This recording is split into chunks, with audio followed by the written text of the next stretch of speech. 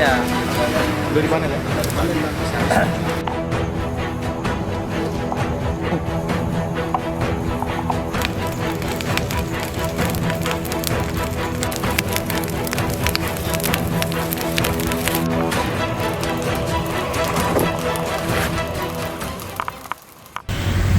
Kami dari jajaran Polres Aceh Utara, alhamdulillah hari ini telah berhasil menemukan 5 hektar ladang ganja, tepatnya di Kecamatan Sawang, Kabupaten Aceh Utara, yang dimana penemuan ladang ganja ini berawal dari pengembangan kasus penangkapan tersangka pelaku membawa ganja sebanyak 18 kg di bulan September yang lalu.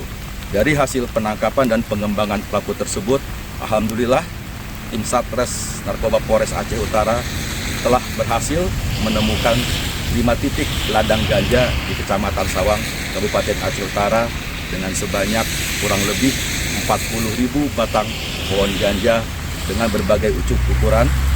Ada yang 2 meter, ada yang 1,5 meter, bahkan ada bibit 30-50 cm. Demikian.